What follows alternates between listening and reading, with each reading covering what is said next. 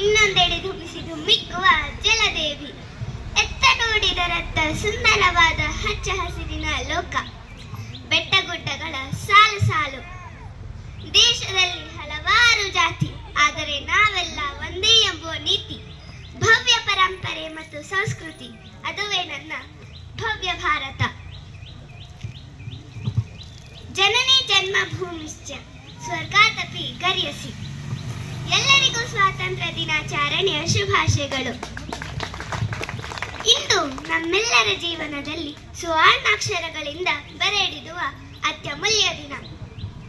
ಕಾರಣ, ಬ್ರಿಟಿಷರು ನಮ್ಮ ದೇಶವನ್ನು ಬಿಟ್ಟು ತೊಲಗಿದ ದಿನ.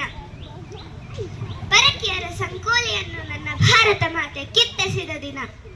ನನ್ನ ಭಾರತ ಮಾತೆಯ ಮಡಿಲಲ್ಲಿ ಸ್ವತಂತ್ರವಾಗಿ ಉಸಿರಾಡಿದ ದಿನ ಈ ಪವಿತ್ರ ದಿನ. ಈ ದಿನ ಒಂದ ಎರಡ ಒಟ್ಟಾಗಿ ಹೇಳಬೇಕೆಂದರೆ ಭಾರತೀಯರ ಮರುಜನ್ಮದ ಕಾರಣವಾದ ಈ ಸ್ವಾತಂತ್ರ್ಯ ಸುದಿನ. ಇತಿಹಾಸದಲ್ಲಿ ಮೈಲುಗಲ್ಲು ಸಾಧಿಸಿದ ದಿನ.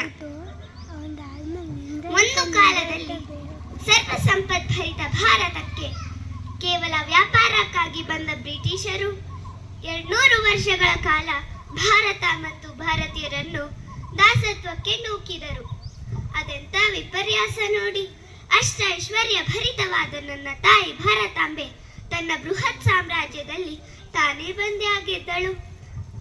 ಬ್ರಿಟಿಷರೆಂಬ ಭೂತಗಳು 300 ವರ್ಷಗಳ ಕಾಲ ನಮ್ಮ ದೇಶದಲ್ಲಿ ಕೊಳ್ಳೆ ಹೊಡೆದರು. ನಮಗಾರಿಗೂ ಗಮನಕ್ಕೆ ಬರಲಿಲ್ಲ.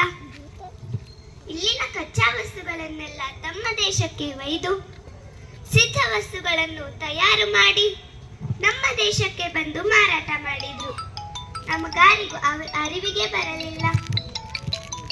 ನಮ್ಮ ದೇಶದ ಗುಡಿ ಕೈಗಾರಿಕೆಗಳು ನಾಶವಾಗಿ ನಿರುದ್ಯೋಗ ಹೆಚ್ಚಾಯಿತು, ಬಡತನ ಅತಿ ಆಯಿತು. ಯಾರೂ ತಲೆಗೆಡಿಸಿಕೊಂಡಿಲ್ಲ. ಆದರೆ ಯಾವಾಗ ಬ್ರಿಟಿಷರು ದತ್ತು ಮಕ್ಕಳಿಗೆ ಹಕ್ಕಿಲ್ಲ ಎಂಬ ಕಾನೂನು ಜಾರಿಗೆ ತಂದರು, ನೇರವಾಗಿ ರಾಜರ ಬುಡಕ್ಕೆ ಕೈ ಇಟ್ಟಿದ್ದು ನಮ್ಮ ದೇಶದಲ್ಲಿ ಸ್ವತಂತ್ರದ ಕಿಚ್ಚು ಹೊತ್ತಿತು.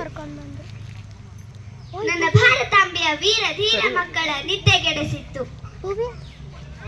ವಿನಾಶಕಾಲೇ ವಿಪರೀತ ಬುದ್ಧಿ ಎಂಬಂತೆ ದಿನೇ ದಿನೇ ಹೆಚ್ಚಾಗುತ್ತಿದ್ದ ಈ ಬ್ರಿಟಿಷರ ದಬ್ಬಾಳಿಕೆಯನ್ನು ಹತ್ತಿಕ್ಕಲು ಹಲವಾರು ಮಹಾತ್ಮರು ಮುಂದಾದರು.